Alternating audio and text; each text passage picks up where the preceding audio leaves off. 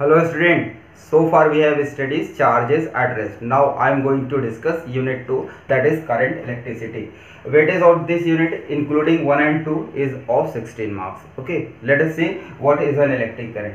Student, you know that the rate of flow of charge in a particular direction constitute an electric current. Now I am going to discuss it in details. Okay, student, let us imagine कोई particular area है, small area which is held normal to the direction of flow of charge. इस तरह से ये small area है और held normal to the direction of flow of charges. और इस पर्टिकुलर एरिया से both positive and negative charges क्या हो सकते हैं, फॉरवर्ड या बैकवर्ड डायरेक्शन में मूव कर सकते हैं. Now also imagine that let us consider के टी टाइम में किसी पर्टिकुलर एरिया से Q plus that means net positive charge, ये किसी पर्टिकुलर एरिया है, इससे net positive charge forward direction में मूव कर रहे हैं. That means net positive charge ये क्या होगा, पॉजिटिव और प्लस नेगेटिव, ये दोनों चार्जेस को हमने कंसिडर किया हुआ है. ठीक है ना. तो और Q plus is the net charge positive charge flowing through this particular area in forward direction, and also say that Q negative is the net negative charge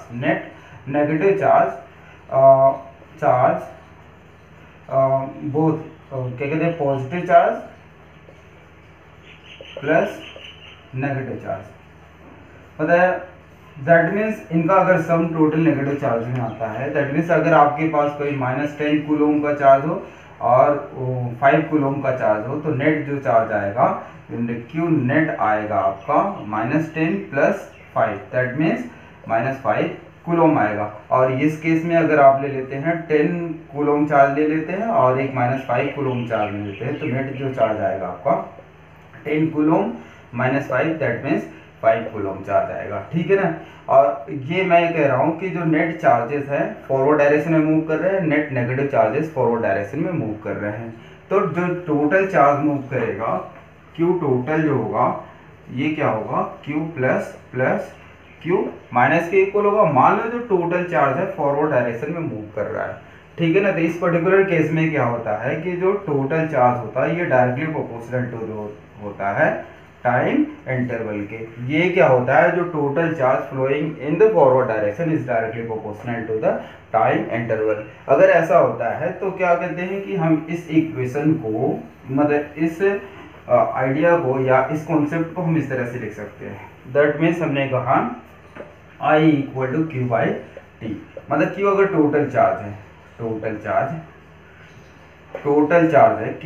charge है, फॉरवर्ड डायरेक्शन में मूव कर रहा है, तो ये जो Q होगा directly proportional to होगा T फॉर स्टेडी करंट. इस स्टेडी करंट के लिए Q जो होगा total charge will be directly proportional to होगा time interval. Listen now let us say ये जो चार्जेस हैं, मान लो हमारे पास कोई एक चीज़ है, थोड़ा मैं इसके बाद नेक्स्ट जब डिटेल में जाऊंगा सेल या बैटरी उससे उस टाइम आपको बताऊंगा, बट पहले मैं आपको रिमाइंड करा दूं. मान लो हमारे पास कोई कंडक्टर है, इस तरह से कोई कंडक्टर है और सिलिंड्रिकल इन शेप है और total number of positive charges इधर है, Q प्लस इधर है और ये Q माइनस इधर है, और ये नेगेटिव चार्जेस इस साइड मूव कर रहा है, पॉजिटिव चार्जेस इस साइड मूव कर रहा है. तो Q जो टोटल होगा ये Q plus minus Q minus होगा, दैट मीन्स कट के क्या होंगे, जीरो हो जाएंगे. दैट मीन्स क्या होगा कि एक एडिशनल आपको सोर्स की जरूरत होगी जो क्या करेगा, कंटिन्यू चार्ज की सप्लाई करेगा. मान लो अगर ये सोर्स जो है कंटिन्यू पॉजिटिव चार्ज की सप्लाई करेगा, तो क्या होगा कि नेट पॉजिटिव चार्ज जो होगा नेगेटिव चार्ज पर डोमिनेट होगा, और ये चार्ज क्या होगा, चार्ज का मूवमेंट फॉरवर्ड डायरेक्शन में होगा. तो ये जो rate of flow of charge होगा in forward direction, because it is a particular direction, तो क्या करेगा, constitute an electric current in forward direction. तो जो करंट होगा, करंट भी क्या होगी, फॉरवर्ड डायरेक्शन में होगी. लेकिन अगर से मैंने पहले केस में कहा है, इस सोर्स से पॉजिटिव चार्ज अगर डोमिनेट होता है, तो अगर सोर्स से नेगेटिव चार्ज डोमिनेट हो, पहले केस में पॉजिटिव चार्ज डोमिनेट हो रहा है, that is Q positive greater than Q negative, तो करंट का डायरेक्शन ये होगा। और दूसरी केस में अगर ये सोर्स प्रोवाइड कर रहा है, नेगेटिव चार्ज जो हो रहा है, नेगेटिव चार्ज डोमिनेट करेगा, dominate, that means Q negative greater than Q positive होगा। तो क्या होगा, यहाँ पे जो करंट कॉन्स्टिट्यूट होगा, करंट का जो डायरेक्शन होगा, करंट का जो डायरेक्शन होगा ऑपोजिट होगा, opposite to flow of negative charges. Clear? तो ये थोड़ा सा कॉन्सेप्चुअल पोर्शन था। अब मान लिया कि हमने आपसे कहा, जस्ट इसको मैं समराइज करता हूँ कि इलेक्ट्रिक करंट जो होती है ना, जैसे नेट चार्जेस फॉरवर्ड डायरेक्शन में अगर फ्लो कर रहे हैं तो उस टाइम क्या होगा, स्टेडी करंट के लिए आई जो होगा, स्टेडी करंट के लिए I equal to Q by T होगा। That mean charge directly proportional to होगा टाइम इंटरवल के। और क्या कहते हैं, किसी पर्टिकुलर स्मॉल एरिया में अगर थोड़े से चार्ज हैं, स्मॉल अमाउंट ऑफ चार्ज हैं, स्मॉल अमाउंट ऑफ चार्जेस हों और थोड़े टाइम के लिए अगर फ्लो कर रहे हैं, टाइम इंटरवल क्या है, डेल्टा टी है, तो I will be given by that particular area of cross section, जो करंट होगा delta Q by delta T होगा। ओके, और कहते हैं अगर ये time interval if delta T क्या हो, very tends to zero, that means ये इक्वेशन ऐसे लिख दिया जाता है, I equal to limit delta T tends to zero delta Q by delta T, तो ये लिखा जाता है D Q by D T होता है। ठीक है ना, तो दैट मीन्स आप finally I equal to D Q by D T के टर्म में आप लिख सकते हो। ठीक है ना, और इसकी जो एसआई यूनिट होती है, एसआई यूनिट होती है एम्पियर होती है, इसकी एसआई यूनिट क्या होती है, एसआई यूनिट एम्पियर होती है, ए से डिनोट करते हैं। और जो प्रैक्टिकल में यूज़ करते हैं, प्रैक्टिकली जो हम यूज़ करते हैं मिली एम्पियर होती है, माइक्रो एम्पियर होती है। ठीक है ना, 1 milli ampere is equal to 10⁻³ ampere, 1 micro ampere is equal to 10⁻6 ampere. ठीक है ना, और अब मैं यहाँ पे एक होमवर्क आपको दे रहा हूँ कि डायमेंशन बताना है, डायमेंशन ऑफ करंट, करंट का डायमेंशन क्या होगा, मतलब डायमेंशनल फॉर्मूला बताना है, डायमेंशन मतलब डायमेंशनल फॉर्मूला। ठीक है ना, ये आपका होमवर्क रहेगा। थोड़ा सा मैं और आगे बढ़ता हूँ आपको।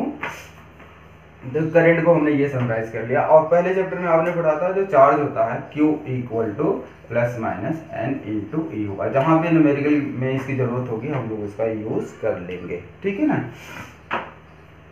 अब इसके बाद मैं आपको बताता हूँ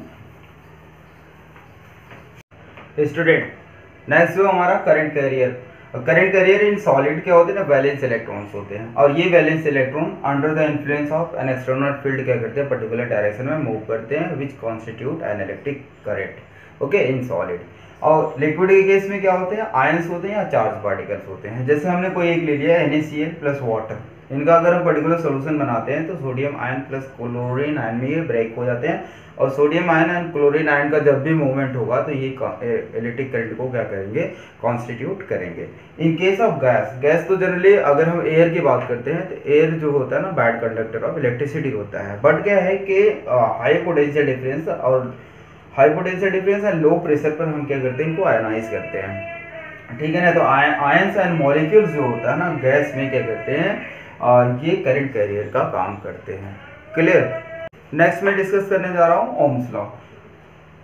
student, you know basic law regarding flow of charge is given by J.S. Ohm in 1928। Okay, अब इन्होंने क्या किया था, इन्होंने कहा था कि कोई पर्टिकुलर कंडक्टर है, अगर उसकी फिजिकल कंडीशन को हम कांस्टेंट रखते हैं तो उसके अक्रॉस जो पोटेंशियल डिफरेंस होता है directly proportional to the current flowing through them. Okay, let's say हमारे पास कोई एक अगर ऐसे कंडक्टर है और इसमें जो है आई करंट फ्लो हो रही है और इसके क्रॉस पोटेंशियल डिफरेंस V है, तो ओम्स लॉ स्टेट करते हैं कि V directly proportional to current flowing through the conductor. कब होगा, जब इनके फिजिकल कंडीशन जो होती है ना, फिजिकल कंडीशन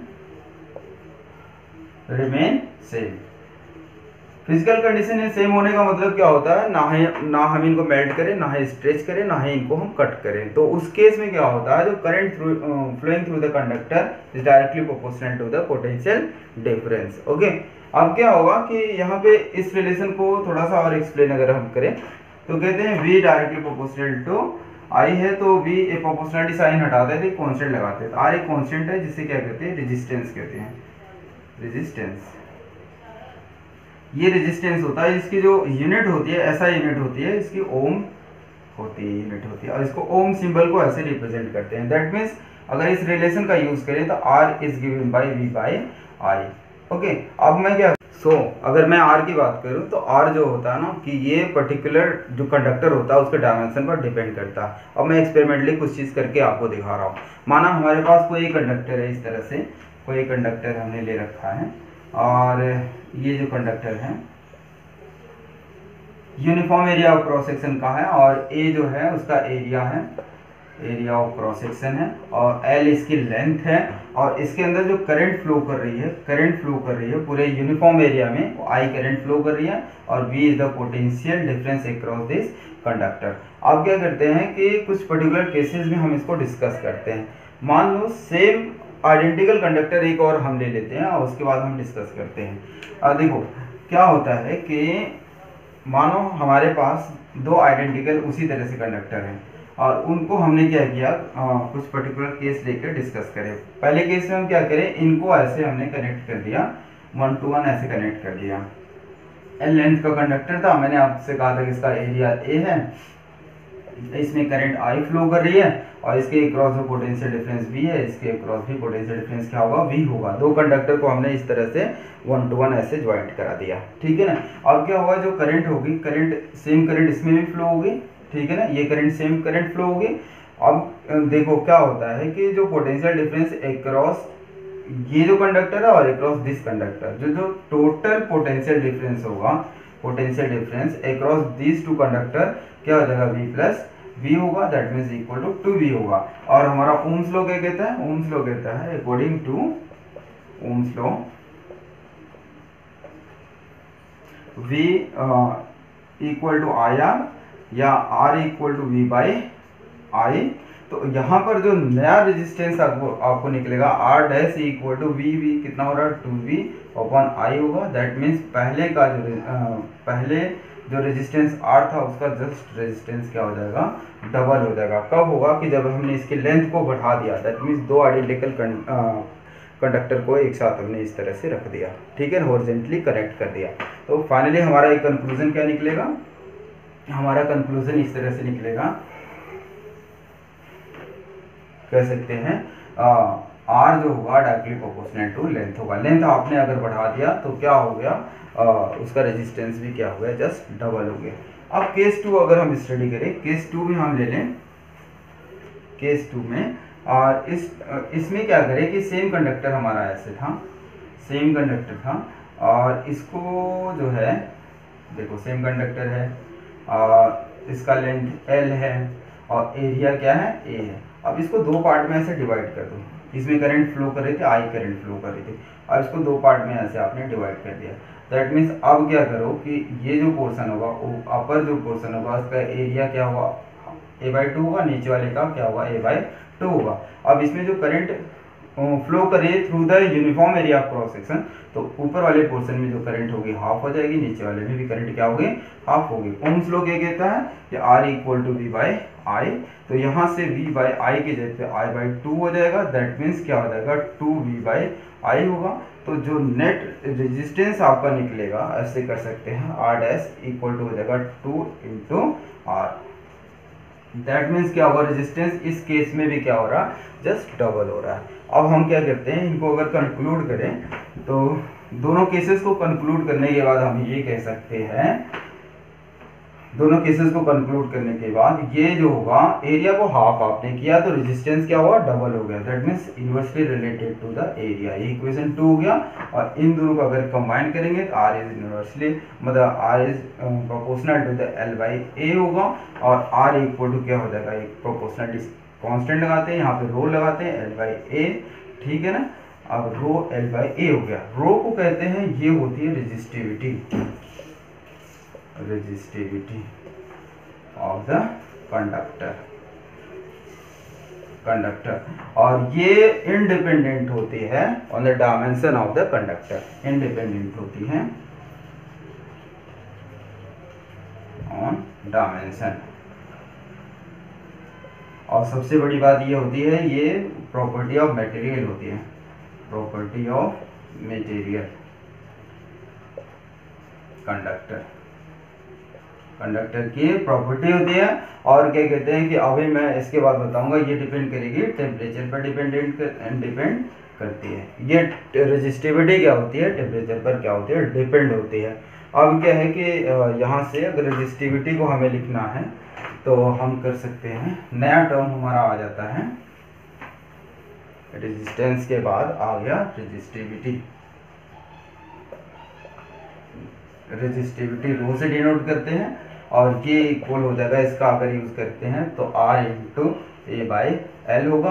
अगर कोई कंडक्टर हमने ले लिया, कंडक्टर उसका एरिया ले लिया 1 मीटर स्क्वायर और लेंथ उसकी ले लिया 1 मीटर, तो रो किसके इक्वल हो जाएगा, R के इक्वल हो जाएगा। इस तरह से हम कह सकते हैं जो रेजिस्टिविटी जो होती है, resistivity of a conductor, resistivity of a conductor, resistivity of a conductor is equal to resistance of a conductor having unit length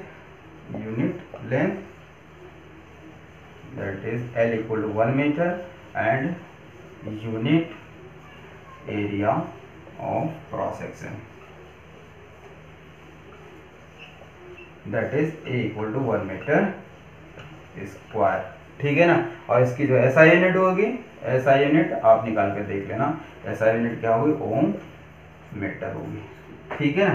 तो दिस इज अबाउट रेजिस्टिविटी। अब मैं आपको बताऊंगा कि इलेक्ट्रिक फील्ड और रेजिस्टिविटी और करंट डेंसिटी एक और टर्म आता है, उसके in term of current density, resistivity and electric field Ohm's law को किस तरह से रिप्रेजेंट करते हैं, मतलब अनदर फॉर्म अगर हमें ओम्स लॉ का लिखना तो किस तरह से लिखेंगे। क्लियर। नेक्स्ट हम बता रहा हूँ करंट डेंसिटी। ओके जी, करंट डेंसिटी। और फिर इसके बाद मैं बता रहा हूँ आपको कि इलेक्ट्रिक फील्ड और करंट डेंसिटी और रेजिस्टिविटी में रिलेशनशिप, और फिर क्या है कि equivalent equation two the Ohm's law. Ohm's law के इक्विवेलेंट कोई इक्वेशन होता है, उससे मैं बताऊंगा इन टर्म्स ऑफ कंडक्टिविटी। ठीक है ना। तो पहले फर्स्ट मैं आपको बताता हूँ कि ये करंट डेंसिटी क्या होती है। तो स्टूडेंट, जो करंट डेंसिटी होती है ना, current passing through per unit area, current passing through per unit area. और एक बात और है, एरिया जो होती है always normal to the flow of current. ये पर्टिकुलर अगर एरिया है और ये करंट है तो एरिया हमेशा एक करंट की क्या होनी चाहिए, नॉर्मल होनी चाहिए। इस केस में जो current passing through particular area is known as current density. Clear. और करंट डेंसिटी को J से डिनोट करते हैं और I/A इसकी यूनिट जो होती है एम्पियर पर मीटर स्क्वायर होती है। अब मैं आपको बता रहा हूँ कि रिलेशनशिप क्या था इलेक्ट्रिक फील्ड और करंट डेंसिटी में, रिलेशनशिप क्या था। और फिर ओम्स लॉ का जो इक्विवेलेंट रिलेशनशिप आ रहा था, इक्वेशन आ रहा था, वो कैसे आ रहा था। हमने आपसे कहा था कि हमारे पास कोई कंडक्टर था, ये कोई कंडक्टर था, हमने आपसे कहा था, और इसके लेंथ को हमने लिया था A लिया था, इसमें करंट हमने कहा था I करंट फ्लो हो रही है, इसका एरिया क्या लिया था हमने A लिया था। ठीक है ना। करंट I फ्लो हो रही थी। अब इसके क्रॉस जो पोटेंशियल डिफरेंस था वो V था। अगर पोटेंशियल डिफरेंस होगा तो ऑफ कोर्स यहाँ पर क्या होगी, एक इलेक्ट्रिक फील्ड होगी। मान लो कि इलेक्ट्रिक फील्ड क्या है, E है। ओके। और ओम्स लॉ का अभी हमारे पास जो रिलेशनशिप आया, हमने जो निकाला था, और देखो आप एक मिनट, ओम्स लॉ जो हमने आपसे कहा, Ohm's law is given by V equal to I into R, और हमने अभी जस्ट निकाला था R equal to rho into L by A। हमने आपसे कहा था ना कि R आज एक्सपेक्टेड कि वो जो होता है डायमेंशन पर डिपेंड करता है। हमने दो कंडक्टर को एक साथ कनेक्ट करके मतलब लेंथ बढ़ा दिया, एरिया को कम कर दिया, तो रेजिस्टेंस जस्ट डबल हो रहा था। मैंने आपको प्रूव करके दिखा दिया कि वो डायमेंशन पर डिपेंड करता है, और उसका इक्वेशन क्या आया था, ये आया था। ठीक है ना।